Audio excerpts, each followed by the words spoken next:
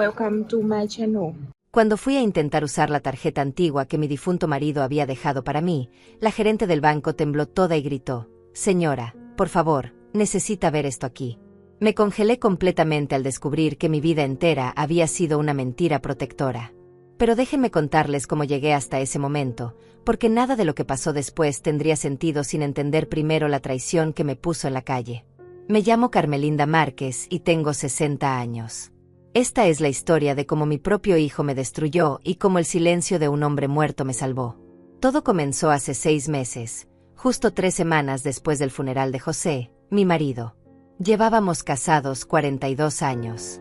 42 años de levantar a nuestro hijo Antonio juntos, de construir una vida modesta pero digna, de trabajar duro para que nunca le faltara nada a nuestra familia.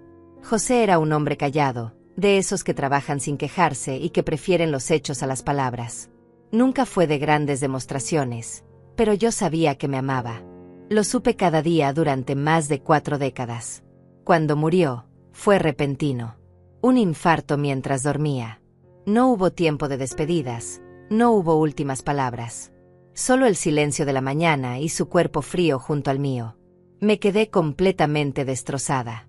Antonio vino al funeral con Renata, su esposa, pero noté algo extraño en sus ojos. No era dolor lo que vi, era impaciencia. Una semana después del entierro, Antonio llegó a la casa donde había vivido toda mi vida matrimonial. La casa que José y yo compramos cuando él apenas tenía 25 años, donde criamos a nuestro hijo, donde guardábamos cada recuerdo de nuestra familia. Entró sin tocar la puerta, con Renata detrás de él. Ella llevaba ese perfume caro que siempre usaba y miraba todo como si estuviera calculando el valor de cada objeto. Me dijo que tenían que hablar conmigo sobre algo importante. Me senté en el sofá de la sala, todavía vestida de negro, todavía con los ojos hinchados de tanto llorar. Antonio no se sentó. Se quedó de pie frente a mí con los brazos cruzados. «Mamá», dijo, «necesitamos que entiendas la situación. Renata y yo hemos estado revisando las finanzas de papá y la verdad es que no dejó mucho. Esta casa es lo único de valor que queda y nosotros la necesitamos. Vamos a venderla».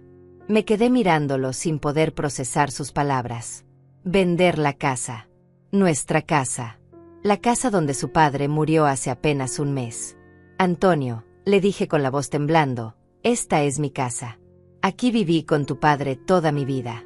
No pueden simplemente venderla». Él suspiró como si estuviera hablando con una niña terca. «Mamá, sé realista. No puedes mantener esta casa tú sola. No tienes ingresos, papá no dejó seguro de vida, y nosotros necesitamos el dinero. Ya hablamos con un comprador. Firmarás los papeles la próxima semana». Renata asintió a su lado, con esa sonrisa falsa que siempre me dedicaba. «Es lo mejor para todos, Carmelinda. Además, una casa tan grande para una persona sola no tiene sentido. Puedes buscar un cuarto pequeño en algún lugar más económico». Sentí que el suelo se abría bajo mis pies.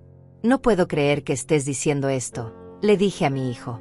«Tu padre acaba de morir. Yo acabo de perder al amor de mi vida. Y tú vienes a quitarme mi hogar».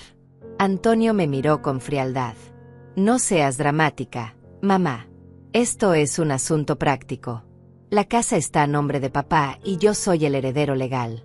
Ya revisé todo con un abogado. Tienes 2 semanas para empacar tus cosas». 2 semanas. Me dio 2 semanas para abandonar 42 años de recuerdos. Intenté razonar con él durante los días siguientes. Le llamé, le mandé mensajes, incluso fui a su oficina. Pero Antonio se había vuelto un extraño. Renata no me dejaba hablar con él a solas, siempre estaba ahí, susurrándole cosas al oído, mirándome como si fuera un problema que necesitaban resolver. Llegó el día de la mudanza. Yo no había empacado nada. No podía. Cada objeto en esa casa tenía el alma de José impresa. ¿Cómo iba a meter en cajas toda una vida? Antonio llegó con 2 hombres de una empresa de mudanzas. Entró sin saludar y empezó a dar órdenes. «Que saquen los muebles de la sala primero. Esas cajas van al camión. Eso se queda, eso se va». Me quedé parada en medio de mi propia sala viendo cómo desmantelaban mi vida. «Antonio, por favor», supliqué una última vez. «No hagas esto. Soy tu madre. Él se detuvo y me miró. Y por un segundo, solo un segundo, pensé que vería algo de humanidad en sus ojos. Pero lo que vi fue peor que odio. Vi indiferencia. Mamá, ya basta de melodramas. Los nuevos dueños llegan mañana. Tienes que irte hoy. Renata y yo te conseguimos un cuarto en una pensión a 3 kilómetros de aquí. Es barato y puedes quedarte ahí mientras decides qué hacer con tu vida. Una pensión. Mi hijo, al que crié, al que alimenté, al que eduqué, me estaba mandando a una pensión como si fuera una desconocida. Lo peor vino después. Mientras los hombres sacaban los muebles, empezaron a llegar los vecinos. Doña Cristina, don Eduardo, la familia López. Todos salieron a ver el espectáculo. Antonio no tuvo la decencia de esperar hasta la noche o hacerlo discretamente. No. Lo hizo en plena luz del día, frente a toda la gente que me conocía desde hace décadas. Vi sus caras de lástima. Escuché sus murmullos. Pobre Carmelinda. ¡Qué vergüenza! Su propio hijo. Después de todo lo que hizo por él. Renata salió a la entrada con una caja pequeña. Esto es lo único que puedes llevarte, Carmelinda. Ropa, documentos personales y algunas fotografías. El resto se queda o se vende con la casa. Tomé la caja con manos temblorosas. Dentro estaban algunos vestidos viejos, mis papeles de identidad, el acta de matrimonio con José y 3 fotografías. Solo 3. De 42 años de matrimonio, me permitieron llevarme 3 fotografías. Me quedé parada en la acera frente a la casa donde viví toda mi vida adulta, con una caja en las manos y absolutamente nada más. Los vecinos seguían mirando. Algunos desviaron la vista cuando nuestros ojos se encontraron. La vergüenza era demasiado grande. No la mía. La de ellos por presenciar semejante crueldad y no hacer nada. Antonio se acercó y me puso una llave en la mano. Esta es la llave de la pensión. Cuarto 14. Ya está pagada por un mes. Después de eso, tendrás que arreglártela sola. Lo miré a los ojos buscando a mi niño, al pequeño que abrazaba cuando tenía pesadillas, al joven que lloró en mis brazos cuando su primer amor lo dejó. Pero ese niño había muerto. En su lugar había un hombre que yo no conocía. Gracias, Antonio, le dije con una voz que no reconocí como mía. Gracias por enseñarme quién eres realmente. Él ni siquiera respondió. Simplemente se dio la vuelta y entró a la casa. Mi casa, que ya no era mía. Caminé esas 3 kilómetros hasta la pensión cargando mi caja. 60 años, viuda reciente, sin hogar, sin dinero, sin familia. Cada paso dolía más que el anterior. No por el cansancio físico, sino por el peso de la traición. La pensión era un edificio gris con olor a humedad y paredes descascaradas. El cuarto 14 era una habitación de 3 metros cuadrados con una cama vieja, un ropero desvencijado y una ventana que daba a un callejón oscuro. Este sería mi hogar ahora. Me senté en la cama y la caja cayó al suelo. Las fotografías se desparramaron. José sonriendo el día de nuestra boda. Antonio de bebé en mis brazos. Nuestra familia completa en unas vacaciones hace 20 años. Tomé la foto de José y la apreté contra mi pecho. Fue entonces cuando lo vi. Entre la ropa vieja, había algo que no recordaba haber empacado. Un sobre blanco con mi nombre escrito en la letra de José. Y dentro del sobre, una tarjeta bancaria vieja, rayada, que parecía llevar años guardada.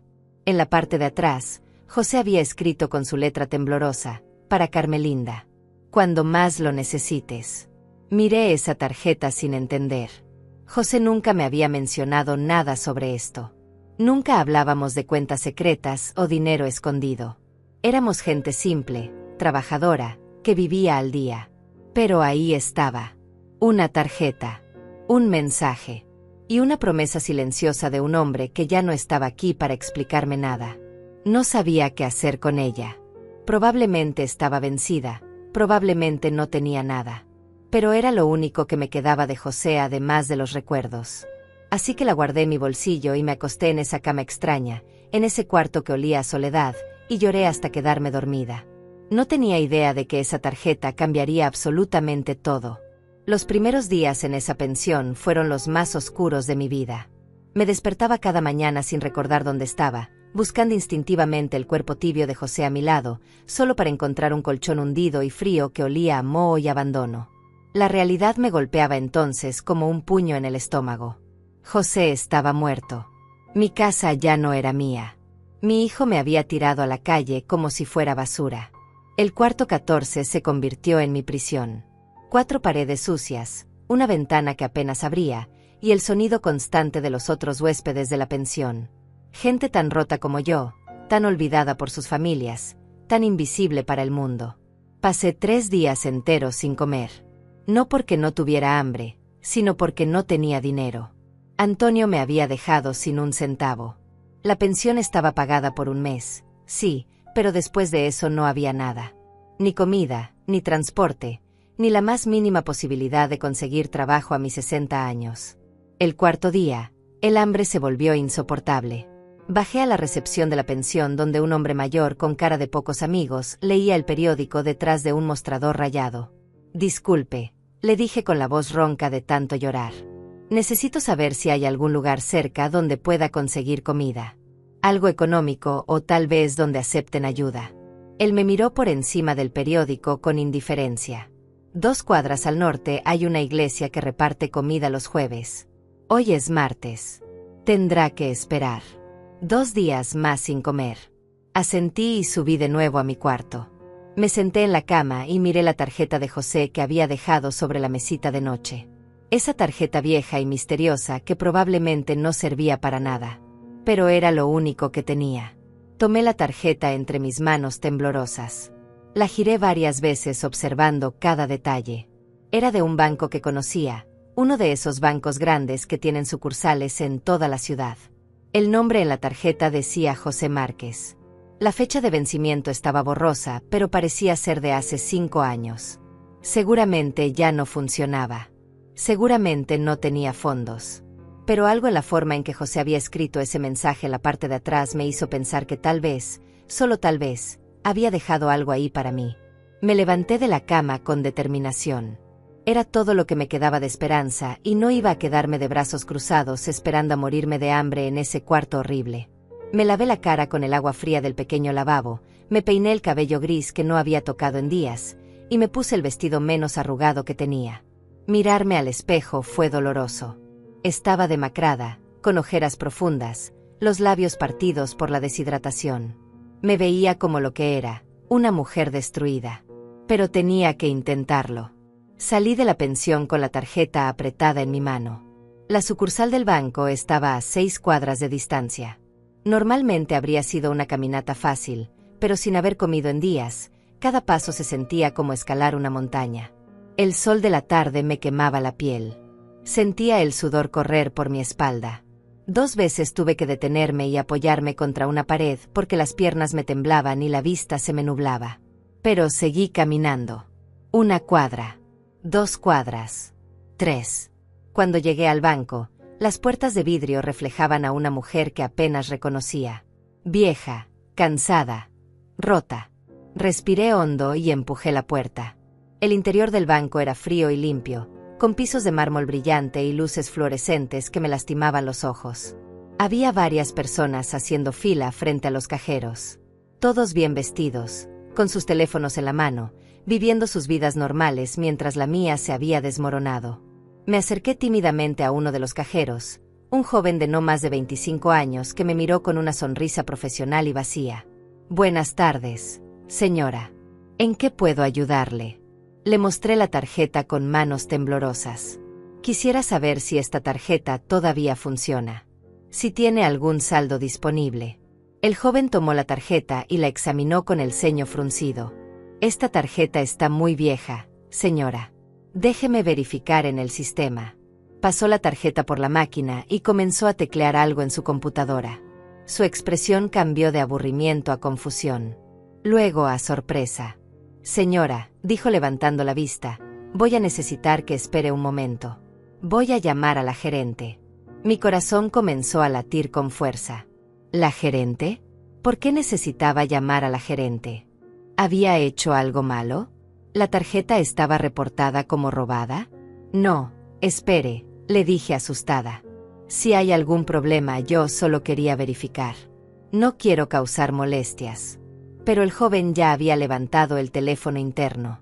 Señora Emilia, necesito que venga al mostrador 3 de inmediato. Es urgente. Los otros clientes en el banco empezaron a mirarme. Sentí sus ojos clavados en mi espalda, juzgándome, preguntándose qué habría hecho esta vieja desarreglada para causar tal conmoción. Quería salir corriendo. Quería desaparecer. Pero mis piernas no me respondían. Unos segundos después, una mujer de aproximadamente 45 años se acercó rápidamente. Llevaba un traje elegante color gris y el cabello recogido en un moño perfecto. Esta debía ser Emilia Ruiz, la gerente. El cajero le mostró la tarjeta y le susurró algo que no pude escuchar. Vi cómo los ojos de Emilia se abrían como platos. Su mano tembló ligeramente cuando tomó la tarjeta y la miró como si fuera una reliquia sagrada. Entonces me miró a mí. Y en sus ojos vi algo que no esperaba. No era sospecha. No era molestia. Era miedo. Señora, dijo con voz temblorosa, ¿cómo se llama usted? Carmelinda Márquez, respondí confundida. Ella tragó saliva. ¿Carmelinda Márquez de José Márquez? Sí, mi esposo. Él falleció hace un mes. Encontré esta tarjeta entre sus cosas y solo quería saber si tenía algún saldo. Necesito dinero para comer. Emilia cerró los ojos por un segundo, como si estuviera procesando información demasiado grande para su cerebro. Cuando los abrió, me tomó suavemente del brazo. Señora, por favor, necesita acompañarme a mi oficina inmediatamente. Esto no es algo que podamos manejar aquí. ¿Está en problemas la tarjeta? Pregunté aterrada. ¿Hice algo malo al traerla? No, dijo ella rápidamente. No hizo nada malo. Pero por favor, venga conmigo. Ahora. Me condujo a través del banco mientras todos nos miraban. Subimos unas escaleras hasta el segundo piso y entramos a una oficina privada con ventanas que daban a la calle. Emilia cerró la puerta detrás de nosotros y me pidió que me sentara. Mis manos no dejaban de temblar. Mi mente imaginaba las peores cosas. Tal vez José había hecho algo ilegal. Tal vez esa tarjeta era robada. Tal vez iba a terminar en la cárcel. Emilia se sentó frente a mí y respiró hondo. Señora Márquez, necesito que me escuche con atención. ¿Su esposo alguna vez le habló de inversiones? ¿De propiedades? ¿De negocios? Negué con la cabeza. José era un hombre simple. Trabajó toda su vida en construcción. Nunca hablaba de inversiones ni nada así. Vivíamos modestamente. Emilia asintió lentamente. Entiendo. Lo que voy a decirle va a sonar imposible, pero necesito que confíe en mí. Esta tarjeta que usted trajo está vinculada a una cuenta que su esposo abrió hace más de 30 años. 30 años. Antes de que Antonio naciera. La cuenta, continuó Emilia con voz temblorosa, tiene instrucciones muy específicas. Solo puede ser accedida por usted, Carmelinda Márquez, y solo bajo ciertas condiciones. Una de esas condiciones era que usted estuviera en una situación de extrema necesidad. No entiendo, susurré. ¿Qué quiere decir con eso? Emilia se levantó y fue a su computadora. Tecleó algo rápidamente y luego giró la pantalla hacia mí. Lo que vi me hizo perder el aliento. En la pantalla había un número. Un número tan grande que no podía ser real. Tenía que estar leyendo mal. Señora Márquez, dijo Emilia con voz suave, su esposo dejó en esta cuenta la cantidad de $3.200.000. El cuarto empezó a dar vueltas. $3.200.000. Eso no es posible, dije con voz ahogada. José era albañil. Trabajaba con sus manos. Nunca tuvimos ese tipo de dinero. Nunca. Emilia asintió comprensivamente. Lo sé. Pero su esposo fue un hombre extraordinariamente previsor. Según los registros que tengo aquí, él hacía depósitos pequeños pero constantes desde hace 32 años. $50 mensuales al principio. Luego 100. Luego más. También hay registros de que invirtió en bienes raíces hace 20 años. Propiedades que se revalorizaron. Todo esto fue creciendo silenciosamente durante décadas. No podía procesar sus palabras. José. Mi José callado, Mi José de manos ásperas y sonrisa tímida, había estado construyendo esto en secreto durante toda nuestra vida juntos. ¿Por qué nunca me lo dijo? Susurré con lágrimas corriendo por mis mejillas. ¿Por qué vivimos con tan poco si teníamos esto? Emilia me mostró un sobrecerrado que sacó de una caja fuerte detrás de ella. Él dejó esto para usted. Una carta con instrucciones específicas. Debía entregársela solo cuando usted viniera a usar la tarjeta. Tomé el sobre con manos temblorosas. Reconocí la letra de José en el frente. Para mi Carmelinda. Cuando el mundo te haya fallado. Abrí el sobre y saqué la carta. Las palabras de José, escritas con esa letra inclinada que tanto amaba, me rompieron el corazón. Mi amor, si estás leyendo esto es porque yo ya no estoy y porque algo terrible ha pasado. Conozco a nuestro hijo mejor de lo que crees. He visto cómo ha cambiado con los años, cómo Renata lo ha transformado. Y sé que cuando yo muera, te dejarán sola. Construí este refugio para ti en silencio porque sabía que algún día lo necesitarías. Perdóname por no decírtelo mientras vivía. Quería que vivieras sin la carga de saber que nuestro hijo podría traicionarte. Ahora usa este dinero. Vive. Sé libre. Y si puedes, haz que entiendan que te subestimaron. Con todo mi amor eterno, José. Las lágrimas caían sobre el papel. Mi José. Mi José lo había sabido todo este tiempo. Había trabajado el doble, había vivido con menos, todo para protegerme de un futuro que él había visto venir. Señora Márquez, dijo Emilia suavemente, hay más. Las propiedades que su esposo compró están a su nombre. Son 5 terrenos en zonas que ahora son comerciales. Su valor actual está estimado en otros $2 millones. $5 millones en total. Yo, que no había comido en 3 días, que vivía en un cuarto de pensión, que había sido tirada a la calle por mi propio hijo. ¿Qué hago ahora?, pregunté con voz rota. Emilia me miró con determinación. Ahora, señora Márquez, usted se levanta. Salí del banco 3 horas después con una nueva tarjeta en mi cartera, documentos firmados en una carpeta bajo mi brazo, y $5,000 en efectivo que Emilia insistió en darme de inmediato para mis necesidades urgentes. Me sentía como si estuviera flotando, como si nada de esto fuera real. $5 millones. Propiedades. Inversiones. Todo construido en silencio por un hombre que nunca alardeó de nada, que vivió modestamente hasta su último día para que yo tuviera esto cuando más lo necesitara. Caminé por la calle sin rumbo fijo, todavía procesando la enormidad de lo que acababa de descubrir.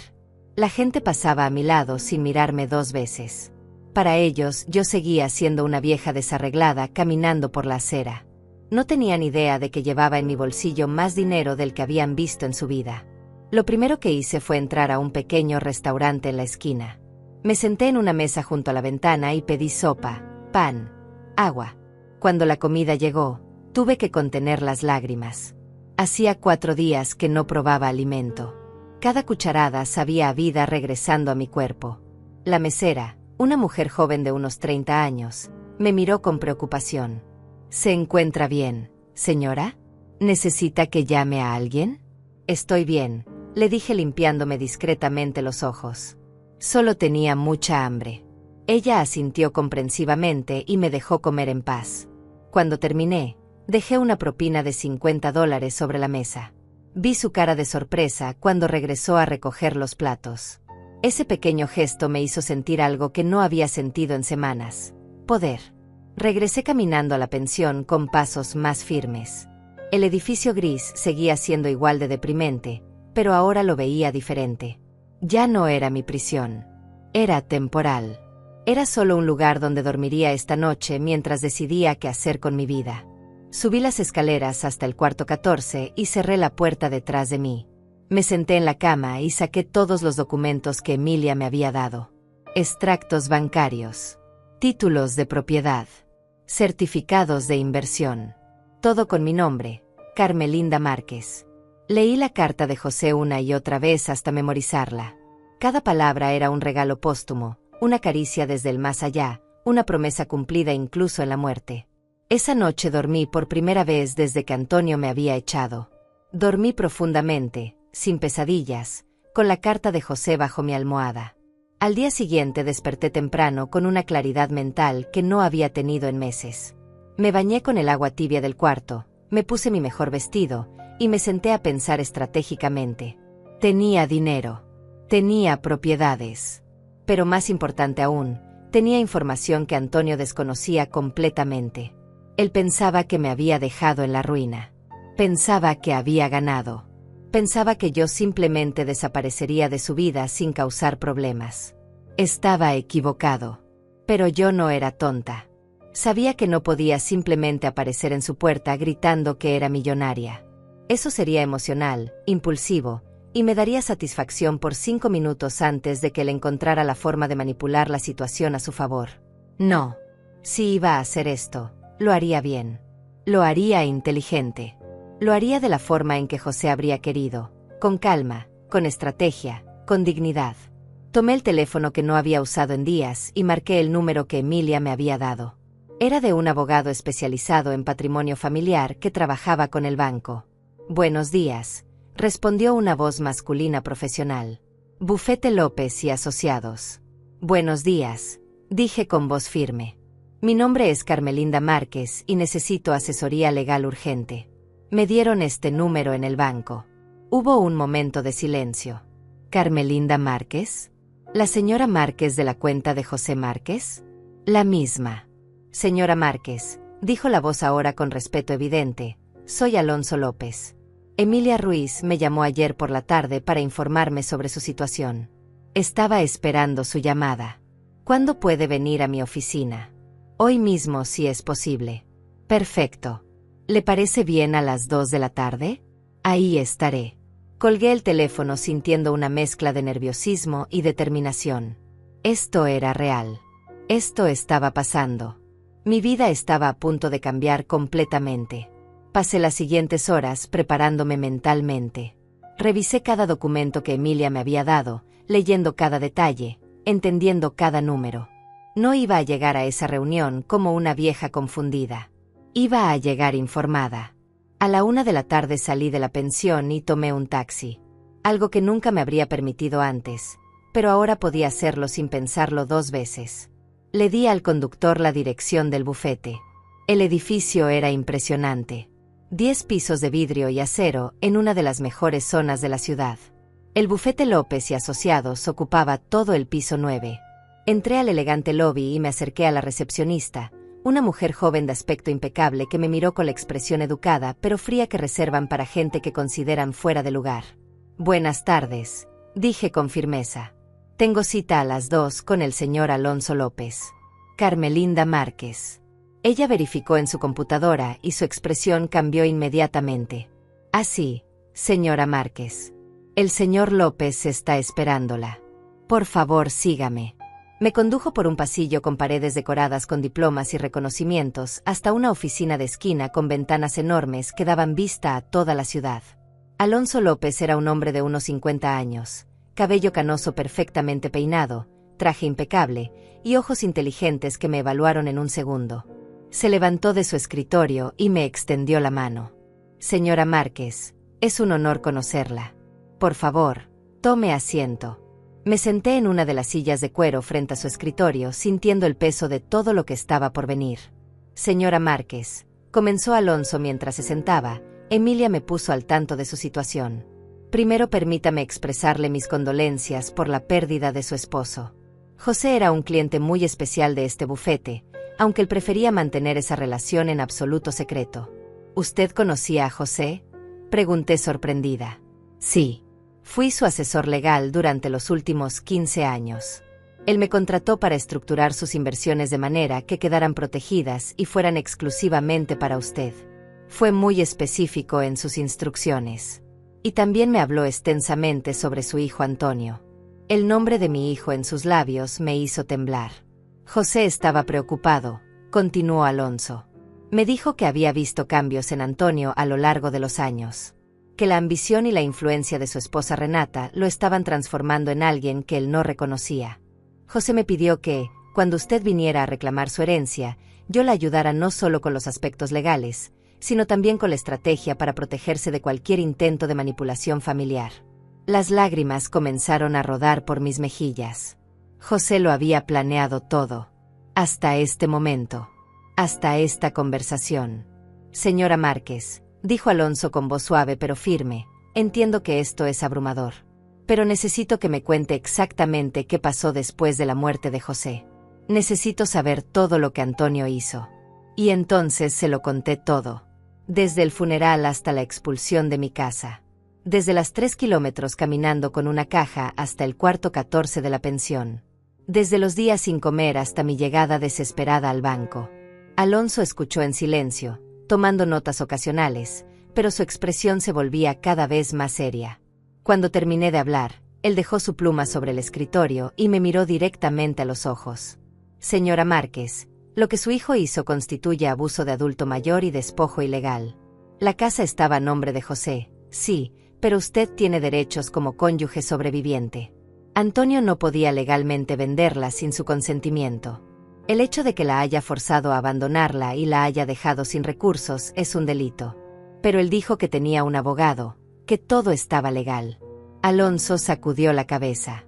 Lo dudo mucho. Y si tiene un abogado, ese abogado actuó de forma poco ética.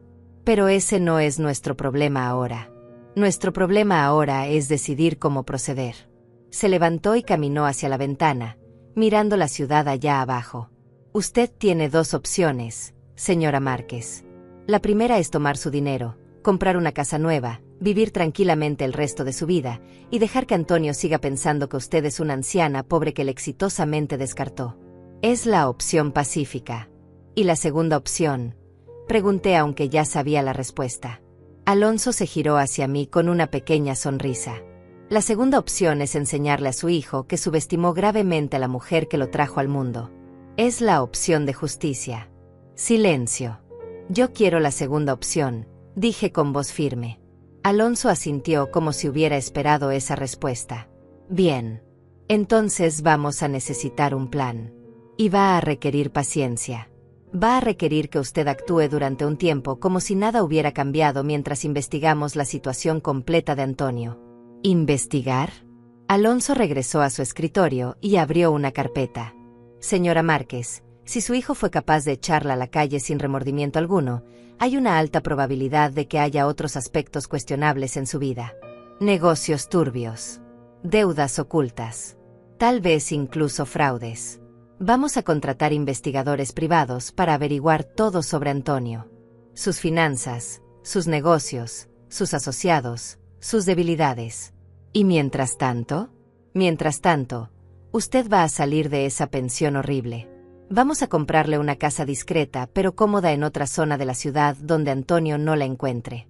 Va a recuperar su salud, su fuerza, su confianza.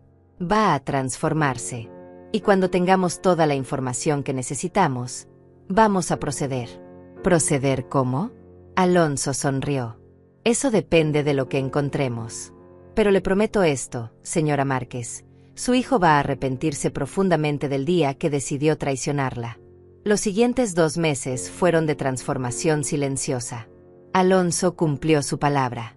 A los 3 días de nuestra reunión, ya me había mudado de esa pensión horrible a una casa pequeña pero hermosa en un barrio tranquilo al otro lado de la ciudad. 2 habitaciones, un jardín con flores, ventanas grandes que dejaban entrar el sol.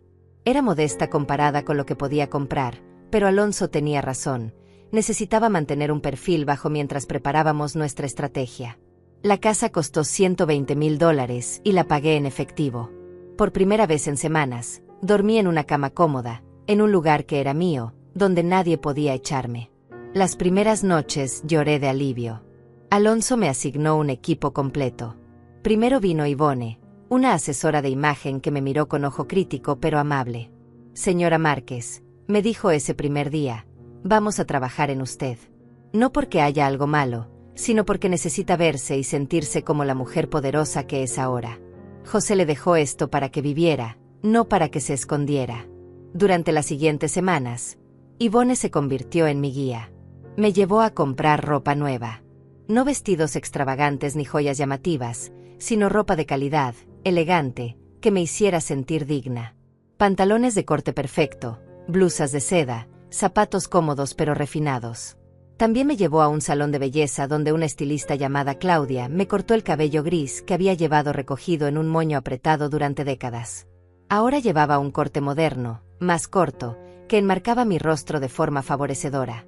Cuando me vi en el espejo después de la primera transformación completa, no reconocí a la mujer que me devolvía la mirada. Seguía teniendo 60 años, seguía teniendo arrugas, pero me veía fuerte. Me veía viva. Mientras tanto, Alonso había contratado a un equipo de investigadores privados para averiguar todo sobre Antonio. Me llamaba cada semana con actualizaciones. Señora Márquez, me dijo en nuestra tercera llamada, estamos encontrando cosas interesantes. Antonio tiene una empresa de consultoría que aparenta ser legítima, pero hay irregularidades en sus cuentas. Estamos profundizando. ¿Qué tipo de irregularidades?, pregunté. Facturas falsas. Clientes que no existen. Dinero que entra y sale sin justificación clara. Todavía es prematuro, pero mi instinto me dice que su hijo está involucrado en lavado de dinero. El estómago se me revolvió. Mi hijo. El niño que había criado. Un criminal. También me asignaron un entrenador personal. Un hombre mayor llamado Cristiano que había trabajado con adultos mayores durante 30 años. 3 veces por semana venía a mi casa y me hacía hacer ejercicios suaves pero consistentes. Señora Carmelinda, me decía con paciencia, el cuerpo necesita estar fuerte para lo que viene. No solo el cuerpo físico, también el mental. Cada ejercicio que hacemos es un acto de recuperación. Tenía razón. Con cada semana que pasaba, me sentía menos como la mujer rota que había sido expulsada a la calle y más como alguien nuevo. Alguien más fuerte. Alonso también insistió en que tomara clases. Contrató a una profesora de finanzas que venía 2 veces por semana a enseñarme sobre inversiones, propiedades, administración de patrimonio. Al principio todo sonaba como otro idioma, pero gradualmente empecé a entender. Carmelinda, me decía la profesora, una mujer eficiente llamada Emilia que no era la del banco sino otra Emilia más joven, usted tiene activos por $5 millones. Eso es responsabilidad. Necesita entender cómo funcionan para que nadie pueda engañarla nunca más. Aprendí sobre tasas de interés, sobre evaluaciones de propiedades, sobre diversificación de inversiones. Aprendí que el dinero no era solo números en una cuenta, sino herramienta, poder, libertad. 2 meses después de mi encuentro inicial con Alonso, él me citó nuevamente en su oficina. Esta vez entré con la cabeza en alto, vestida con un traje sastre color gris perla, el cabello perfectamente peinado, sintiéndome completamente diferente a la mujer desesperada que había llegado por primera vez. La recepcionista me sonrió con genuino respeto esta vez. Señora Márquez, qué gusto verla. El señor López la está esperando. Entré a su oficina y Alonso se levantó con una sonrisa de aprobación. Señora Márquez, se ve usted magnífica. Por favor, siéntese. Tengo noticias. Me senté sintiendo una mezcla de anticipación y nerviosismo. Alonso abrió una carpeta gruesa sobre su escritorio. Nuestros investigadores han completado el informe sobre Antonio. Y déjeme decirle que su instinto era correcto. Su hijo no es la persona exitosa y honesta que pretende ser. Sacó varios documentos y comenzó a mostrarme. Fotografías, extractos bancarios, registros de propiedades. Antonio tiene una empresa llamada Márquez Consultores, continuó Alonso. Oficialmente ofrece servicios de asesoría empresarial. En realidad, es una fachada para lavar dinero de varios pequeños empresarios que evaden impuestos. Él cobra comisiones altas por ocultar sus ganancias ilegales. Miré las fotografías de mi hijo entrando y saliendo de oficinas, reuniéndose con hombres de aspecto sospechoso. Además, Alonso señaló otros documentos. Antonio tiene deudas. Muchas deudas. Debe aproximadamente $300,000 a diferentes acreedores. Préstamos personales, tarjetas de crédito máximas, deudas con prestamistas privados que cobran intereses altísimos. $300,000, repetí incrédula. ¿Cómo es posible? Alonso suspiró. Su nuera Renata tiene gustos muy caros. Viajes, ropa de diseñador, un auto nuevo cada 2 años. Antonio ha estado viviendo muy por encima de sus posibilidades reales, tratando de mantenerla feliz. Por eso necesitaba vender su casa. Necesitaba ese dinero desesperadamente. El estómago se me revolvió. Me había echado a la calle no por crueldad pura, sino por codicia y desesperación. Hay más, dijo Alonso. La casa que era suya, la que Antonio vendió, la compró un empresario llamado Eduardo Florenza por $250,000. Antonio usó ese dinero para pagar las deudas más urgentes, las que tenían amenazas físicas adjuntas. Pero todavía debe dinero a muchos otros. ¿Y qué hacemos con esta información?, pregunté. Alonso sonrió de forma casi depredadora. Aquí es donde nos ponemos estratégicos, señora Márquez. Verá, una de las propiedades que José dejó para usted es un terreno comercial en la zona norte de la ciudad. Ese terreno está valuado actualmente en $800,000. Y Antonio ha estado tratando de conseguir un inversionista para un proyecto de desarrollo urbano precisamente en esa zona. No sabe que usted es la dueña del terreno. De hecho, ni siquiera sabe que ese terreno ya tiene dueño porque está registrado bajo una empresa holding que José creó hace años. Empecé a entender hacia dónde iba esto. Antonio ha estado contactando a varios inversionistas potenciales ofreciéndoles participación en un proyecto que requiere ese terreno específico. Les ha mostrado planos, proyecciones de ganancia, todo muy profesional. Pero el proyecto no puede existir sin ese terreno. Y ese terreno es suyo. ¿Qué sugiere?, pregunté sintiendo una chispa de satisfacción oscura. Alonso se reclinó en su silla. Sugiero que nos presentemos como inversionistas interesados. Vamos a crear una empresa fantasma, completamente legal pero sin conexión obvia con usted. Yo seré el representante. Vamos a contactar a Antonio y decirle que estamos interesados en su proyecto. Vamos a pedirle que nos presente todos los detalles. Y vamos a dejar que se cuelgue solo con sus propias mentiras. Es brillante, susurré. Una vez que tengamos evidencia clara de que está ofreciendo un proyecto basado en propiedad que no le pertenece, lo cual constituye fraude, entonces revelamos que la dueña es usted. Su propia madre a quien dejó en la calle. Imagínese su cara cuando se dé cuenta de que todo este tiempo, usted tuvo el control. Las semanas siguientes fueron de preparación meticulosa. Alonso creó una empresa llamada Inversiones Ruiz y Asociados. Completamente legítima, con oficinas reales, página web profesional, todo diseñado para parecer un grupo inversionista serio. Luego contactó a Antonio a través de los canales normales de negocios. Un correo electrónico sencillo expresando interés en proyectos de desarrollo urbano en la zona norte.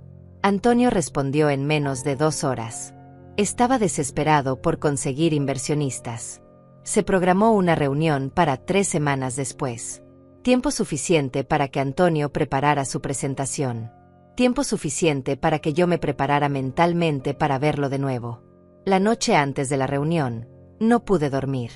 Me quedé despierta mirando la carta de José que ahora guardaba enmarcada en mi habitación. Mi amor, decía, haz que entiendan que te subestimaron. Mañana, pensé. Mañana comienza la justicia. A la mañana siguiente me desperté temprano.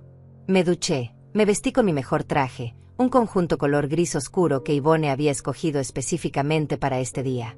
Me maquillé discretamente. Me puse los aretes de perlas que había comprado con mi propio dinero. Me miré en el espejo. La mujer que me devolvía la mirada ya no era Carmelinda la víctima. Era Carmelinda la estratega. Alonso había insistido en que yo no debía estar presente en la reunión inicial. Era demasiado riesgoso. Antonio podría reconocerme a pesar de mi transformación. Pero había instalado cámaras y micrófonos ocultos en la sala de conferencias. Yo podría ver y escuchar todo desde otra oficina. A las 10 de la mañana llegué al edificio del bufete. Alonso me llevó a una oficina privada con una pantalla grande donde podría seguir la reunión en tiempo real. A las 10:30, Antonio llegó. Lo vi en la pantalla entrando a la sala de conferencias con un maletín de cuero y esa sonrisa falsa que usaba para los negocios. Llevaba un traje caro, demasiado caro para alguien con $300,000 de deuda. Renata venía con él, vestida como siempre de forma ostentosa, con un bolso que probablemente costaba más que el alquiler mensual de muchas familias. Alonso entró a la sala y les estrechó la mano profesionalmente. Señor Márquez, señora, gracias por venir. Soy Alonso López, representante de Inversiones Ruiz y Asociados. El placer es nuestro, respondió Antonio con esa voz melosa que usaba cuando quería impresionar. Estamos muy emocionados de presentarles este proyecto. Durante la siguiente hora, vi a mi hijo mentir con una facilidad que me asustó. Mostró planos del terreno que era mío. Habló de permisos que no tenía. Prometió retornos de inversión basados en propiedad que no poseía. Alonso tomaba notas, hacía preguntas inteligentes, actuaba perfectamente el papel de inversionista interesado pero cauteloso. Finalmente llegó la pregunta clave. «Señor Márquez», preguntó Alonso, «¿quién es el dueño actual del terreno? Necesitamos verificar la situación legal antes de comprometer fondos». Vi cómo Antonio titubeaba por un segundo antes de recuperar su compostura. «El terreno está en proceso de adquisición. Tengo un acuerdo verbal con el propietario actual. Es solo cuestión de formalizar papeles». «Mentira. El terreno era mío y no había ningún acuerdo». «Entiendo», dijo Alonso. «Necesitaremos ver documentación de ese acuerdo antes de proceder». «Por supuesto», respondió Antonio rápidamente. «Se los haré llegar esta semana».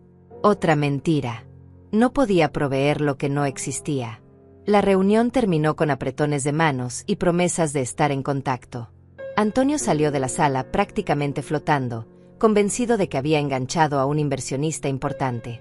Alonso regresó a la oficina donde yo estaba y me miró con satisfacción. «Lo tenemos. Acabamos de grabar a su hijo ofreciendo un proyecto basado en propiedad que no es suya. Eso es fraude». «¿Ahora qué?», pregunté con el corazón latiéndome fuerte. «Ahora esperamos a que cabe su propia tumba más profunda. Le daremos una semana para que presente la documentación falsa que prometió. Y entonces lo confrontaremos». «Una semana», repetí. «Una semana más». Alonso puso su mano sobre mi hombro. «Señora Márquez, sé que ha esperado meses para este momento. Pero la venganza servida con paciencia es mucho más dulce que la servida con rabia». Tenía razón. Había esperado 60 años viviendo como una mujer invisible. Podía esperar una semana más para ver a mi hijo enfrentar las consecuencias de subestimar a su propia madre. La semana más larga de mi vida comenzó el momento en que Antonio salió de esa sala de conferencias. Cada día se sentía como una eternidad. Alonso me había pedido paciencia, pero la anticipación me consumía por dentro como fuego lento. Durante esos 7 días, los investigadores siguieron trabajando. Cada noche Alonso me llamaba con actualizaciones que hacían la imagen de mi hijo cada vez más oscura. «Señora Márquez», me dijo la tercera noche, «descubrimos que Antonio está usando el nombre de su padre para algunos de sus negocios turbios. Hay documentos donde aparece como representante del patrimonio de José Márquez. Está usando la memoria de su padre muerto para dar credibilidad a sus fraudes». Esas palabras me partieron el corazón de una forma nueva. No solo me había traicionado a mí. Estaba manchando el nombre del hombre que lo crió, que trabajó hasta el cansancio para darle una buena vida. «También descubrimos algo más», continuó Alonso con voz grave. «Renata tiene una cuenta bancaria secreta en las Islas Caimán. Están desviando dinero de los negocios de Antonio hacia esa cuenta. Están preparándose para huir si las cosas se ponen difíciles». «¿Huir a dónde?», pregunté sintiendo una mezcla de rabia e incredulidad. «Probablemente a algún país sin tratado de extradición con nosotros. Tienen boletos de avión comprados para dentro de 3 meses hacia Panamá. Solo de ida. Mi hijo no solo era un ladrón y un mentiroso. Era un cobarde que planeaba huir cuando sus mentiras lo alcanzaran». El 5.º día de esa semana interminable, Antonio envió un correo electrónico a Alonso. Decía que necesitaba unos días más para reunir la documentación del terreno porque el dueño actual estaba fuera del país. Otra mentira desesperada para ganar tiempo. Alonso respondió con educación profesional diciendo que esperarían, pero que necesitaban resolver el asunto pronto porque tenían otros proyectos en evaluación. Esa respuesta puso a Antonio nervioso. Empezó a enviar correos casi diarios con excusas cada vez más elaboradas. El dueño estaba enfermo. Los documentos estaban en revisión legal. Había un problema con el registro de propiedad. «Está entrando en pánico», me dijo Alonso con satisfacción. «Sabe que está a punto de perder esta oportunidad y está improvisando desesperadamente». El 7.º día llegó finalmente. Alonso me llamó temprano en la mañana. «Señora Márquez, hoy es el día. Antonio acaba de enviar un correo diciendo que tiene la documentación lista y quiere reunirse esta tarde. Por supuesto, lo que va a presentar será falso. Documentos fabricados o alterados. Y eso nos da el fundamento legal que necesitamos». «¿Qué va a pasar exactamente?», Pregunté sintiendo los nervios apoderarse de mí. Vamos a hacer la reunión como él espera. Yo voy a revisar los documentos que presente. Voy a señalar las inconsistencias. Y entonces voy a revelar que sabemos que está cometiendo fraude. En ese momento, usted va a entrar a la sala. Yo voy a estar ahí. Sí, dijo Alonso firmemente. Este es su momento, señora Márquez. Usted va a entrar a esa sala como la verdadera dueña del terreno, como la mujer que él dejó en la calle. Y va a ver su cara cuando se dé cuenta de que perdió todo. Me temblaban las manos. ¿Estoy lista para esto? Usted ha estado lista desde el momento en que decidió levantarse de esa cama de pensión y luchar, respondió Alonso. Confíe en mí. Confíe en el proceso. Y sobre todo, confíe en la justicia que José planeó para usted. La reunión estaba programada para las 4 de la tarde. Pasé todo el día preparándome. Me bañé 2 veces. Cambié de ropa 3 veces antes de decidirme por un vestido elegante color vino con un saco que me hacía ver seria y poderosa. Ivone vino a mi casa a ayudarme con el cabello y el maquillaje. Carmelinda, me dijo mientras trabajaba, este es tu momento de reivindicación. Vas a entrar a esa sala no como una madre suplicando, sino como una mujer de negocios que posee algo que él necesita. Recuérdalo. A las 3 de la tarde, un auto me recogió y me llevó al edificio del bufete. Subí al piso 9 con el corazón latiéndome tan fuerte que pensé que todos en el elevador podían escucharlo. Alonso me estaba esperando en su oficina. Me miró de arriba abajo y asintió con aprobación. Perfecta. Antonio ya está en la sala de conferencias con Renata. Están revisando sus documentos falsos, probablemente coordinando su historia. Cuando entro, pregunté con voz temblorosa. Cuando yo le haga la señal. Va a estar viendo todo desde la oficina de al lado como la vez pasada. Cuando llegue el momento correcto, vendré por usted. ¿Lista? Lista. Mentí. No estaba lista. No sé si alguien puede estar realmente lista para un momento así. Me instalé en la oficina contigua frente a la pantalla grande. Vi a Antonio y Renata sentados en la sala de conferencias. Él revisaba nerviosamente una carpeta de documentos. Ella miraba su teléfono con expresión aburrida.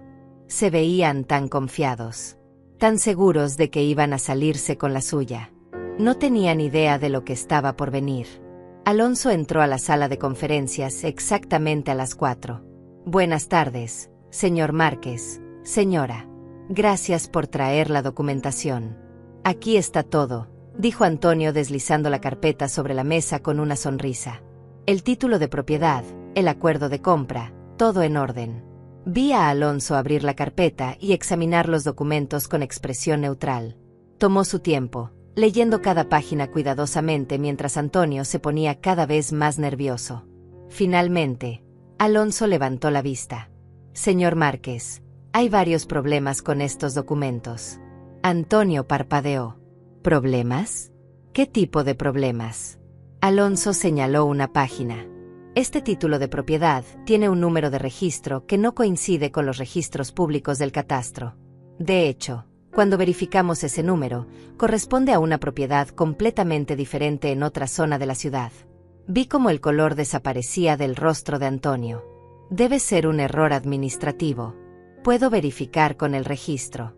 También está este acuerdo de compra, continuó Alonso implacable. Está firmado por un tal Eduardo Muñiz, quien supuestamente es el dueño actual del terreno. Pero nuestros investigadores no pudieron encontrar ningún registro de que Eduardo Muñiz exista. No hay identificación, no hay historial de crédito, no hay nada. Es un nombre fantasma. Antonio comenzó a sudar visiblemente. Bueno, el abogado que preparó esto debe haber cometido un error. Puedo conseguir la versión correcta. Señor Márquez, dijo Alonso con voz fría, no hay versión correcta porque estos documentos son completamente fabricados. Usted está tratando de conseguir inversión para un proyecto basado en una propiedad que no le pertenece y sobre la cual no tiene ningún derecho legal. Eso no es cierto, protestó Antonio poniéndose de pie. Esto es un malentendido. Yo tengo acuerdos legítimos. ¿En serio? Alonso sacó otra carpeta. Porque nuestros investigadores hicieron una búsqueda exhaustiva en el registro de propiedades. y descubrieron que el terreno en cuestión pertenece a una empresa holding llamada Inversiones JM desde hace 22 años. Nunca ha estado en venta. Nunca ha habido ninguna negociación de compra. Y definitivamente no hay ningún Eduardo Muñiz involucrado. Antonio se quedó mudo.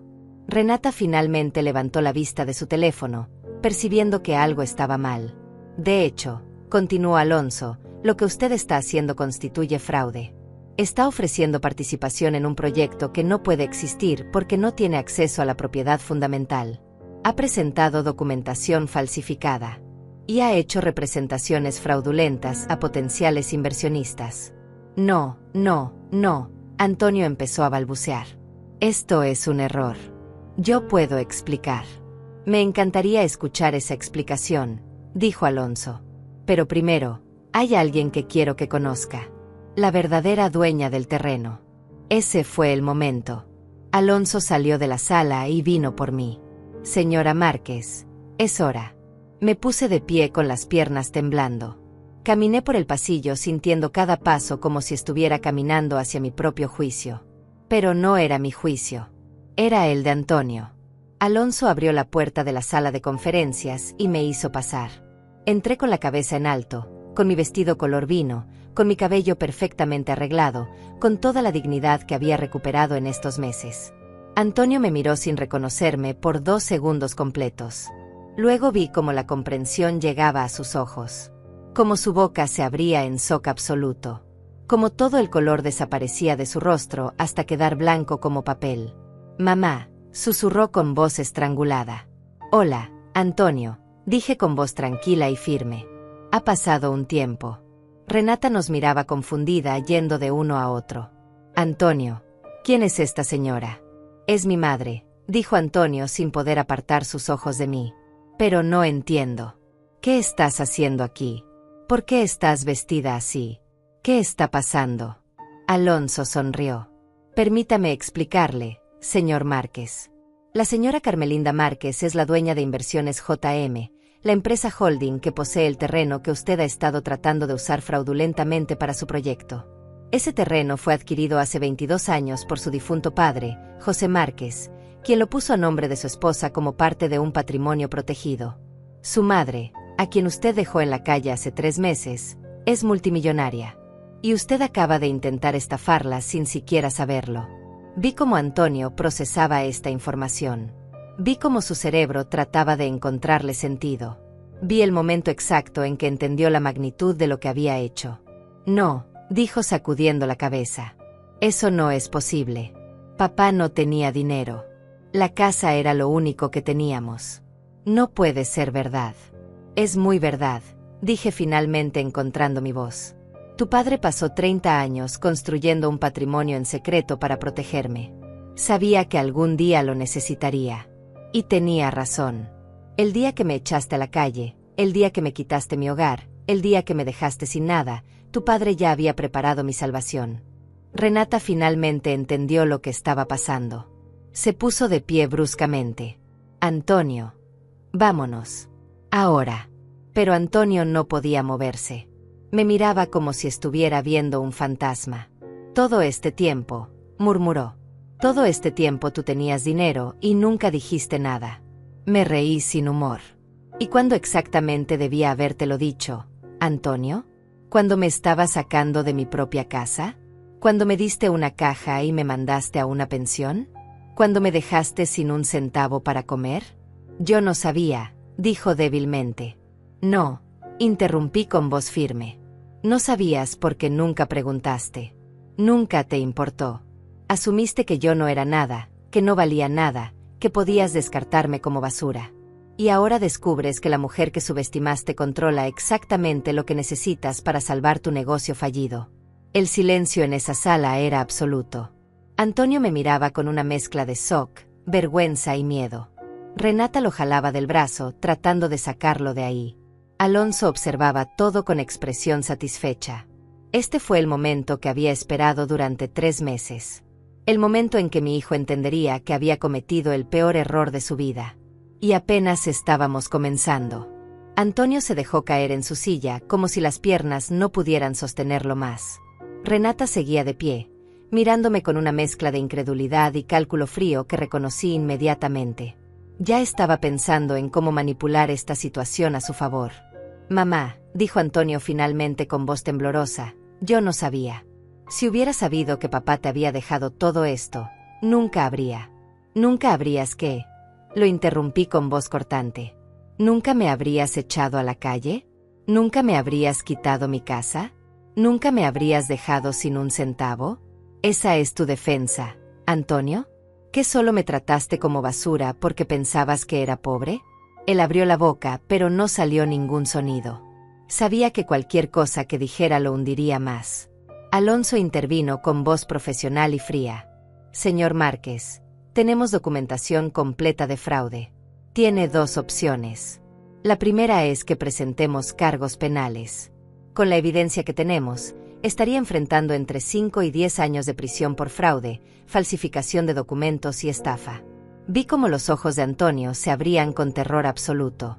«La segunda opción», continuó Alonso, «es que coopere completamente con nosotros y tal vez, solo tal vez, su madre decida ser misericordiosa». Antonio me miró desesperadamente. «Mamá, por favor. Sé que cometí errores, pero soy tu hijo. No puedes hacer esto». «No puedo», pregunté sintiendo años de dolor convertirse en palabras. «Observé cómo me sacabas de mi casa delante de todos los vecinos. Caminé 3 kilómetros cargando una caja con mis únicas pertenencias. Pasé días sin comer en un cuarto horrible que olía a humedad. Me miraste a los ojos y no sentiste nada. Así que no me hables de lo que puedo o no puedo hacer». Renata finalmente habló con voz dulce y falsa. «Señora Márquez, sé que Antonio cometió errores. Pero somos familia. Seguramente podemos resolver esto entre nosotros, sin involucrar a las autoridades». La miré directamente. «Tú no eres mi familia, Renata. Tú eres la mujer que convenció a mi hijo de que su madre era un estorbo, que lo llenó de ambición y codicia, que lo ayudó a justificar lo injustificable». Ella palideció, pero mantuvo esa sonrisa falsa. No sé qué le habrá dicho Antonio, pero yo siempre he respetado. Alonso la interrumpió sacando otra carpeta. «Señora Renata, tenemos grabaciones de conversaciones telefónicas donde usted específicamente le dice a Antonio que se deshaga de su madre porque ella es un peso financiero. Tenemos mensajes de texto donde usted lo presiona para vender la casa rápido porque necesitan el dinero para sus deudas. No insulte nuestra inteligencia fingiendo inocencia». El rostro de Renata se transformó. La máscara de dulzura desapareció y en su lugar quedó algo duro y calculador. «Bien», dijo con voz fría. «¿Qué quieren? ¿Dinero? Porque obviamente todo esto es por dinero». Me puse de pie sintiéndome más alta de lo que jamás me había sentido en mi vida. «Esto no es por dinero, Renata. Yo tengo más dinero del que tú verás en toda tu vida. Esto es por justicia.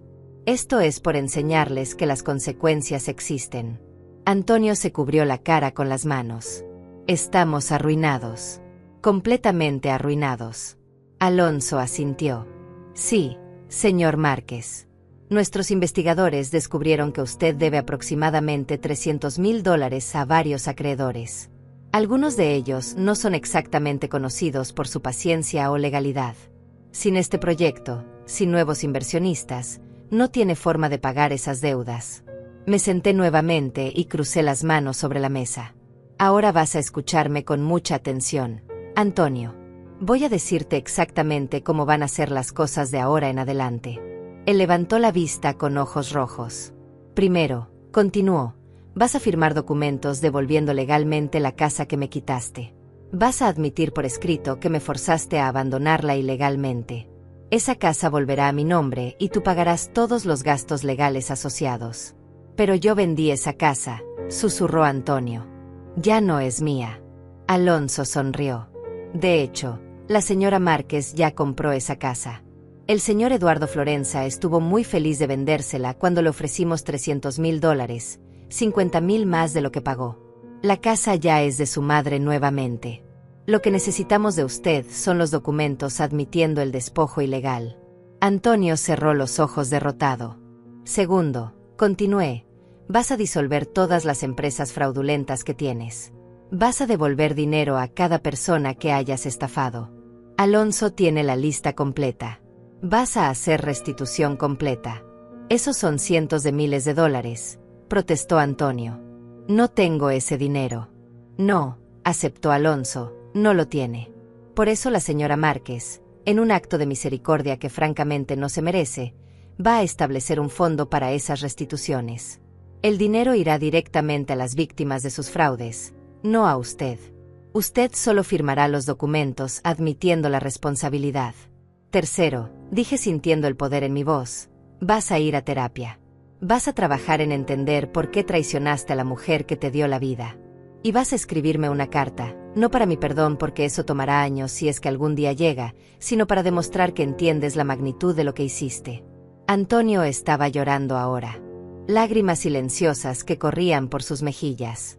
Lo siento, mamá. Lo siento tanto. Cuarto, continué ignorando sus lágrimas. Vas a conseguir un trabajo honesto. Vas a vivir dentro de tus posibilidades. Vas a dejar de pretender ser alguien que no eres. Y si alguna vez, intentas acercarte a mi dinero o mis propiedades, voy a perseguirte legalmente con todo lo que tengo. Alonso añadió. Y quinto, usted y Renata van a firmar acuerdos de confidencialidad. No van a hablar públicamente sobre la situación financiera de la señora Márquez. No van a intentar reclamar herencia. No van a causar problemas. A cambio, ella no presentará cargos penales que los pondrían en prisión. Renata finalmente explotó. Esto es chantaje. Esto es extorsión. No, la corrigió Alonso con calma glacial, esto es justicia. Extorsión sería si les pidiéramos dinero que no tienen. Lo que estamos haciendo es darles la opción entre enfrentar las consecuencias legales de sus acciones o aceptar los términos misericordiosos que la señora Márquez está ofreciendo. Ustedes eligen. Hubo un largo silencio. Antonio miraba la mesa. Renata miraba a Antonio. Yo los miraba a ambos, sintiendo una mezcla de tristeza y satisfacción. Finalmente Antonio habló con voz quebrada. Acepto. Haré todo lo que pides, mamá. Firmaré lo que sea necesario. Renata lo miró con furia. Antonio, no puedes. Sí puedo, dijo él con voz muerta. Hicimos esto. Yo hice esto. Y ahora tengo que enfrentar las consecuencias. Alonso sacó una carpeta con documentos ya preparados. Perfecto. Entonces empecemos a firmar. Durante la siguiente hora, Antonio firmó documento tras documento. Admisiones de culpabilidad. Acuerdos de restitución. Transferencias de propiedad. Cada firma era un clavo más en el ataúd de la vida que había construido sobre mentiras. Renata se negó a firmar inicialmente. Esto arruinará nuestras vidas, protestó. No podremos mantener la casa, el auto, nada. Esa es la idea, dije con voz firme. Van a aprender a vivir con lo que realmente tienen, no con lo que roban o estafan a otros. Eventualmente, ante la amenaza de cargos penales, Renata también firmó. Cada trazo de su pluma estaba lleno de veneno, pero firmó. Cuando terminamos, Alonso recogió todos los documentos y los guardó en su portafolio. Perfecto. Señor Márquez, señora Renata, espero no tener que verlos nuevamente en un contexto legal. Sugiero que honren estos acuerdos al pie de la letra. Antonio me miró una última vez. ¿Algún día podrás perdonarme? La pregunta me partió algo dentro del pecho. No lo sé, Antonio, respondí honestamente. Parte de mí todavía ve al niño que criaste. Pero la otra parte ve al hombre que me dejó en la calle sin mirar atrás. El perdón no es algo que pueda darte hoy. Tal vez algún día. Tal vez nunca. Eso depende de quién decida ser de ahora en adelante. Él asintió derrotado y se levantó de la silla. Renata lo siguió sin decir palabra, su rostro una máscara de furia contenida. Los vi salir de la sala de conferencias. Los vi caminar por el pasillo hacia los elevadores. Los vi desaparecer de mi vista. Cuando la puerta se cerró detrás de ellos, mis piernas finalmente cedieron. Me senté pesadamente en la silla sintiendo como si hubiera corrido un maratón. Alonso puso una mano en mi hombro. Lo hizo extraordinariamente bien, señora Márquez. Sé que no fue fácil. Fue lo más difícil que he hecho en mi vida, admití sintiendo las lágrimas finalmente llegando. Es mi hijo. Lo traje al mundo. Lo amamanté. Lo crié. Y hoy lo destruí. No, dijo Alonso firmemente. Usted no lo destruyó. Él se destruyó a sí mismo con sus decisiones. Usted solo se aseguró de que enfrentara las consecuencias. Hay una diferencia. Las lágrimas corrían libremente ahora. Llanto que había contenido durante meses. Llanto por la traición. Llanto por la pérdida. Llanto por el hijo que había sido y el hombre en que se había convertido. Alonso me dejó llorar sin interrumpir. Cuando finalmente me calmé, me ofreció un pañuelo. ¿Qué sigue ahora?, pregunté con voz ronca. Ahora, dijo Alonso, usted vive. Usa el patrimonio que José le dejó para crear la vida que merece. Ayuda a quien quiera ayudar. Hace lo que le dé paz. Y eventualmente, tal vez, encuentra una forma de sanar. ¿Y Antonio? Antonio tendrá que encontrar su propio camino. Usted le dio una oportunidad de redimirse sin ir a prisión. Lo que haga con esa oportunidad depende enteramente de él. Me quedé sentada en esa sala de conferencias vacía por largo rato después de que Alonso se fue, mirando las sillas donde Antonio y Renata habían estado sentados, pensando en cómo había llegado hasta aquí. 3 meses atrás era una mujer rota en un cuarto de pensión.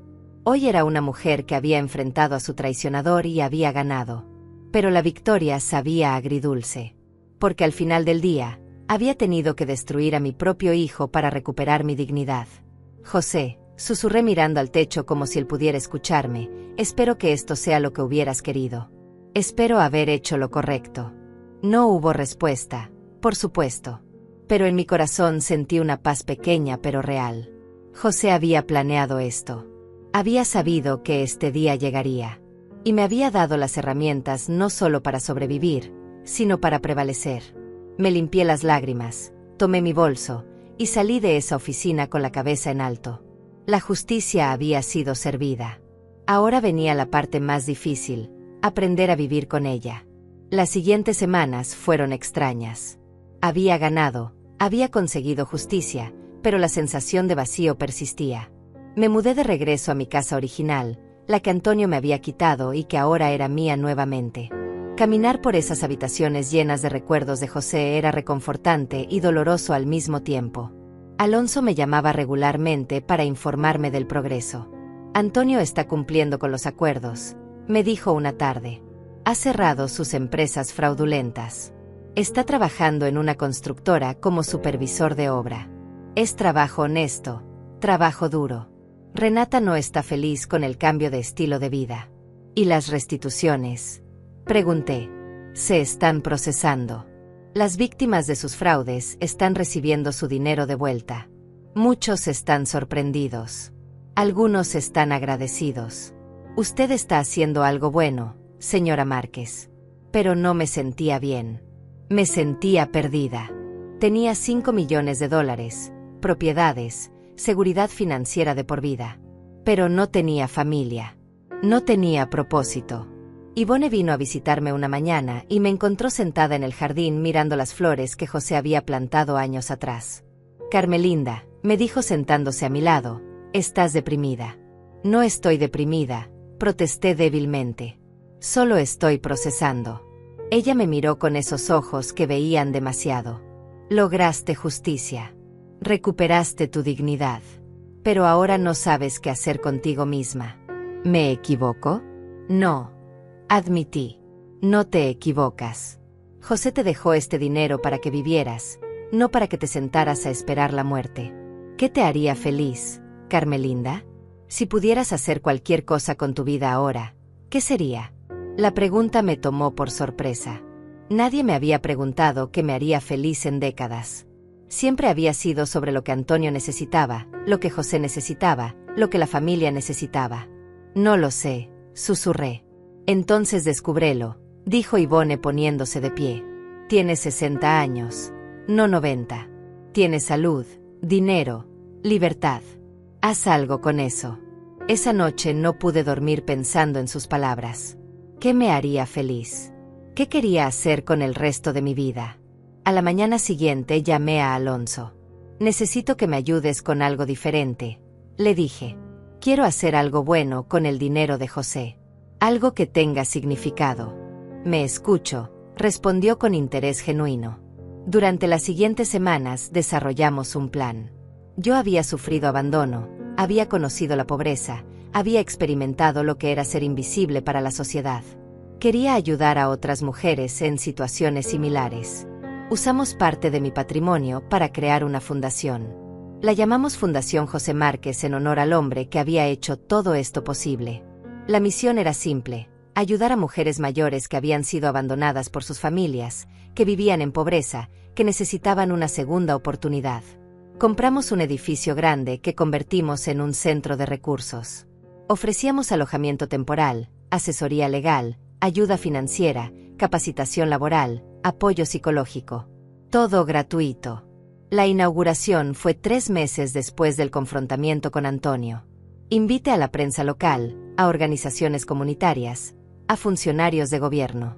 Quería que la gente supiera que esto existía, que había ayuda disponible. El día de la inauguración estaba nerviosa. Me paré frente al edificio remodelado, viendo llegar a la gente. Yvonne estaba a mi lado. Había insistido en ayudarme a prepararme para este día público. «Vas a tener que dar un discurso», me recordó. «Lo sé», dije sintiendo el estómago revuelto. «No soy buena hablando en público». «No tienes que ser buena. Solo tienes que ser honesta». Cuando llegó el momento, me paré frente al micrófono con manos temblorosas. Había unas 50 personas reunidas. Reporteros, trabajadores sociales, mujeres que ya estaban usando los servicios del centro. «Buenos días».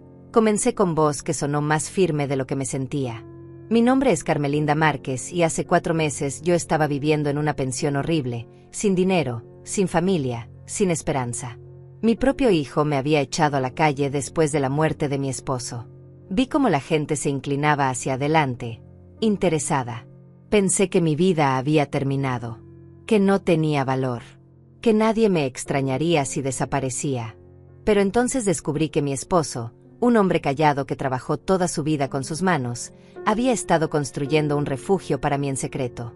Me dejó no solo dinero, sino también un mensaje, que yo valía la pena ser protegida». Mi voz se quebró un poco, pero continué. «Este centro existe porque yo sé lo que se siente ser descartada por las personas que se supone te deben amar. Sé lo que es tener hambre, tener frío, no tener a dónde ir. Y sé que hay miles de mujeres en esta ciudad que están pasando por lo mismo en este momento. Mujeres mayores que son invisibles para la sociedad, que sus familias consideran una carga». Miré directamente a las cámaras. «Esto es para ustedes. Para las mujeres que piensan que ya no importan. Para las que fueron abandonadas.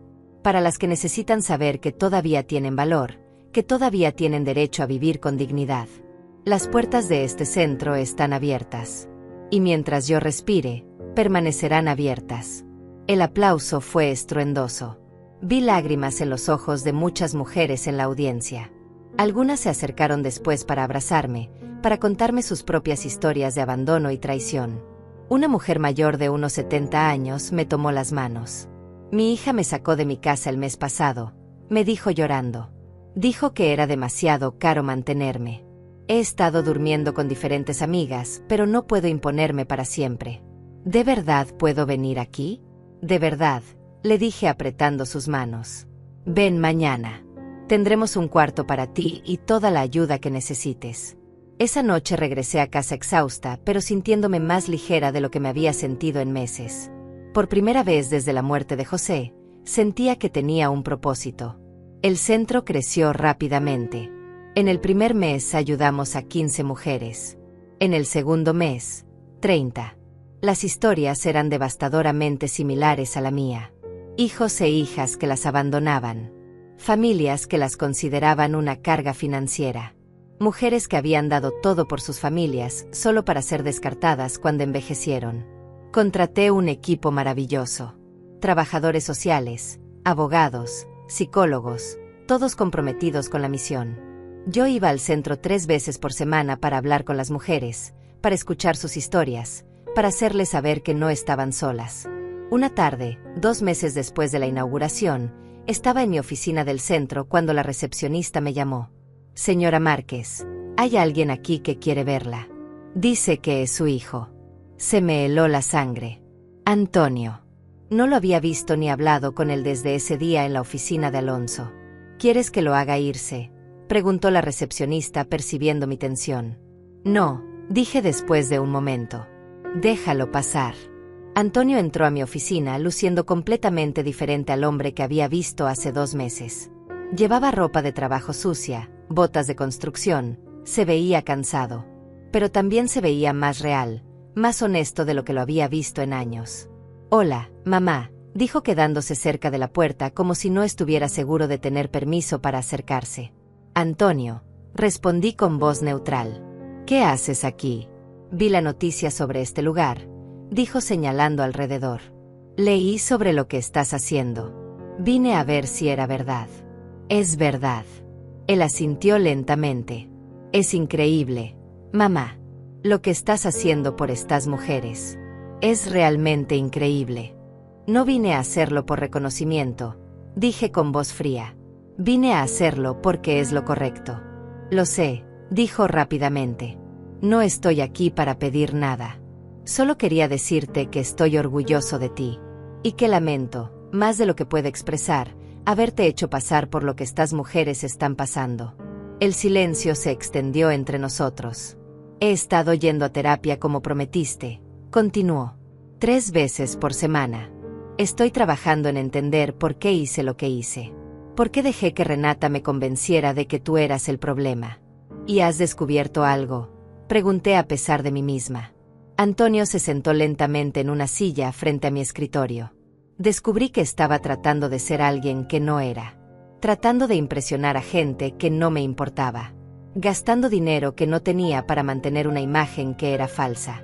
Y cuando papá murió, entré en pánico porque sabía que sin él, sin su estabilidad, todo mi castillo de naipes se derrumbaría. Eso no excusa lo que hiciste, dije firmemente. Lo sé, aceptó con voz quebrada. Nada excusa lo que hice. Eché a mi propia madre a la calle. Te dejé sin nada. Te traicioné de la peor forma posible. Y voy a vivir con esa culpa por el resto de mi vida. Vi lágrimas en sus ojos. Lágrimas reales esta vez, no las lágrimas manipuladoras de hace 2 meses. Renata me dejó, dijo limpiándose los ojos. Cuando perdimos la casa grande, cuando tuve que empezar a trabajar en construcción, cuando ya no podía comprarle las cosas caras que quería. Se fue con un empresario que conoció en un evento. Firmamos los papeles de divorcio la semana pasada. Lo siento, dije automáticamente, aunque no estaba segura de sentirlo realmente. No lo sientas, dijo con una risa amarga. Fue lo mejor que pudo pasar. Me liberó. Ahora puedo ver claramente quién era ella. Y quién era yo cuando estaba con ella. Se levantó de la silla. No vine a pedirte perdón porque sé que no lo merezco todavía. Tal vez nunca lo merezca. Solo vine a decirte que estoy tratando de ser mejor. Que estoy viviendo honestamente. Que estoy pagando mis deudas. Y que si algún día lejano, puedes encontrar en tu corazón una forma de dejarme ser parte de tu vida nuevamente, yo estaría agradecido. Pero si no puedes, lo entiendo completamente. Lo miré a los ojos viendo al hombre que estaba tratando de convertirse. No era el hijo que había criado. Pero tampoco era el monstruo que me había traicionado. Era algo intermedio. Algo roto tratando de sanar. Antonio, dije finalmente, no puedo prometerte perdón. No hoy. Tal vez no por mucho tiempo. Pero puedo prometerte que estoy viendo tus esfuerzos. Que reconozco que estás tratando. Y eso es un comienzo. Él asintió con gratitud evidente en sus ojos. Es todo lo que puedo pedir. Gracias, mamá, por darme aunque sea eso. Se dirigió hacia la puerta, pero se detuvo. Una cosa más. El trabajo que estás haciendo aquí, ayudando a estas mujeres, es el legado más hermoso que podrías crear. Papá estaría orgulloso. Y entonces se fue, dejándome sola en mi oficina con emociones encontradas que no sabía cómo procesar. Los siguientes meses trajeron una paz inesperada a mi vida. La fundación creció más allá de mis expectativas más optimistas. Ayudamos a más de 100 mujeres en los primeros 6 meses. Cada una con su propia historia de abandono, cada una encontrando refugio en el lugar que José había hecho posible. Pero mientras la fundación florecía, algo más estaba sucediendo en las sombras. Alonso me llamó una tarde con noticias que no esperaba. Señora Márquez, tengo información interesante. ¿Recuerda que dijimos que seguiríamos monitoreando las actividades de Antonio? Sí, respondí sintiendo un nudo en el estómago. Bueno, nuestros investigadores descubrieron algo que usted necesita saber. Antonio no era el único involucrado en los fraudes. Renata tenía sus propios negocios sucios. Y ahora que se divorciaron, ella está tratando de culparlo a él de todo para salvarse. ¿Qué quieres decir? Alonso suspiró. Renata está colaborando con las autoridades fiscales. Les está dando información sobre Antonio a cambio de inmunidad para ella. Está tratando de presentarlo como el único responsable de los fraudes cuando ella era igual o más culpable. Mi primer instinto fue satisfacción. Que se destruyan entre ellos. Pero luego pensé en Antonio trabajando honestamente, yendo a terapia, tratando de reconstruir su vida. Y algo en mí cambió. ¿Qué pasará con Antonio si ella hace eso? Pregunté. Podría enfrentar cargos penales serios. Tal vez prisión. A pesar de que él cumplió con todos los acuerdos que hicimos, esto es diferente. Son las autoridades federales. Hubo un largo silencio. ¿Hay algo que podamos hacer? Pregunté finalmente, sorprendiéndome a mí misma. Alonso sonó sorprendido también. ¿Quiere ayudarlo? No lo sé, admití. Pero él está tratando de cambiar. Y Renata es quien lo llevó por ese camino. No es justo que ella salga libre mientras él paga por todo. Podríamos presentar evidencia de la participación de Renata, ofreció Alonso. Tenemos documentación extensa de sus propias actividades ilegales. Su cuenta en las Islas Caimán, sus compras fraudulentas, todo. Hazlo, dije con firmeza. Pero no para salvar a Antonio de las consecuencias. Hazlo porque la verdad completa necesita salir a la luz. Ambos fueron culpables. Ambos deben rendir cuentas. Las siguientes semanas fueron un torbellino legal. Alonso presentó toda la evidencia sobre Renata a las autoridades. La inmunidad que ella había negociado se evaporó cuando vieron la magnitud de sus propios crímenes. Al final, tanto Antonio como Renata enfrentaron cargos. Pero debido a la cooperación de Antonio con nuestras investigaciones previas y su restitución a las víctimas, recibió una sentencia reducida. 2 años de libertad condicional, servicio comunitario y la prohibición permanente de manejar ciertos tipos de negocios. Renata, por otro lado, enfrentó cargos más severos. Evasión fiscal, lavado de dinero, fraude. Recibió 3 años de prisión. Antonio vino a verme el día que se anunció la sentencia. Estaba llorando. Me salvaste, dijo. Después de todo lo que te hice, presentaste evidencia que evitó que fuera a prisión. ¿Por qué? Me tomó un momento responder. Porque vi que estabas tratando de cambiar. Y porque aprendí que la venganza no sana nada. La justicia sí. Tú estás enfrentando consecuencias. Estás pagando por lo que hiciste. Pero también estás tratando de ser mejor. Eso merece reconocimiento. No merezco tu misericordia, susurró. Probablemente no, acepté. Pero José me enseñó algo sin palabras. Me enseñó que la verdadera fuerza no está en destruir a quien te lastima, sino en usar tu poder para crear algo bueno. Así que te ayudé no porque lo merecieras, sino porque es quien yo quiero ser. Antonio me abrazó entonces. Fue la primera vez que lo tocaba desde antes de la muerte de José. Por un momento fue mi niño nuevamente. El niño que había criado. Y aunque el dolor de su traición todavía vivía en mi corazón, sentí que algo comenzaba a sanar. La fundación siguió creciendo. Abrimos una segunda ubicación. Luego una tercera. Cada una llevando el nombre de José, honrando su memoria de la forma que él habría querido. Una tarde, 1 año después de todo comenzó, estaba en el jardín de mi casa mirando las flores. Sentí la presencia de José a mi alrededor. En el viento, en el sol, en la paz que finalmente había encontrado.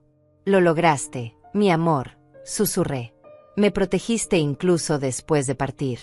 Me diste las herramientas no solo para sobrevivir, sino para transformar mi dolor en propósito.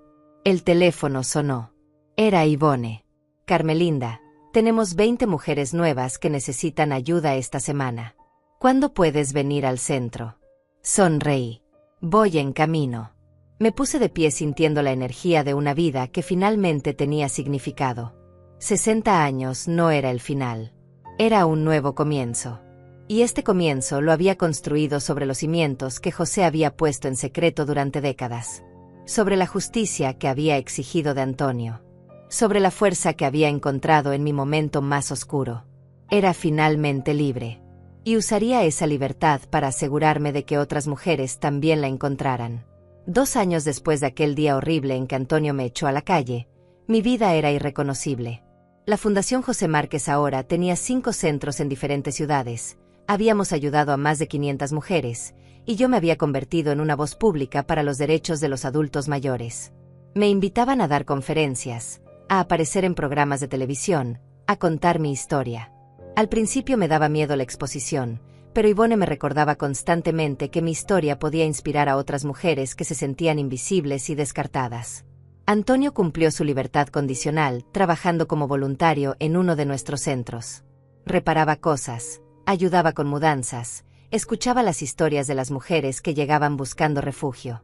Creo que cada una de esas historias era un espejo de lo que me había hecho, y eso lo cambiaba día a día. Nuestra relación se reconstruía lentamente. No éramos lo que habíamos sido, probablemente nunca lo seríamos. Pero había respeto ahora. Había honestidad. Él venía a cenar una vez al mes y hablábamos de cosas reales, sin las máscaras que habíamos usado por años. Una tarde estaba en mi oficina del centro principal cuando entró una mujer joven de unos 30 años. Llevaba a una señora mayor de la mano, una mujer que se veía perdida y asustada. «Señora Márquez», dijo la joven con voz temblorosa, vi su historia en las noticias. «Esta es mi abuela. Mi madre quiere meterla en un asilo horrible porque dice que es muy costoso mantenerla en casa. Pero mi abuela crió a mi madre sola, trabajó toda su vida para darnos todo. No puedo dejar que la traten así. ¿Puede ayudarnos?». Miré a la abuela viendo mi propio reflejo de hace 2 años. El mismo miedo, la misma confusión, la misma sensación de ser descartable. «Por supuesto que podemos ayudar», dije tomando la mano arrugada de la anciana. «Aquí está segura. Y vamos a asegurarnos de que sus derechos sean protegidos». La abuela comenzó a llorar. Pensé que ya no le importaba a nadie, susurró. «Le importa», le aseguré. «Y vamos a demostrárselo». Esa noche conduje de regreso a mi casa sintiendo la satisfacción profunda de saber que estaba haciendo una diferencia real. Las propiedades que José había comprado ahora generaban ingresos que financiaban la fundación. El dinero que había guardado en secreto ahora alimentaba, alojaba y protegía a cientos de mujeres. Cuando llegué a casa, había un sobre en mi buzón.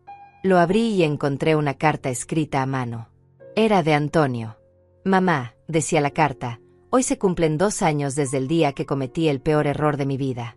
He escrito esta carta 100 veces en mi mente, pero nunca encontraba las palabras correctas.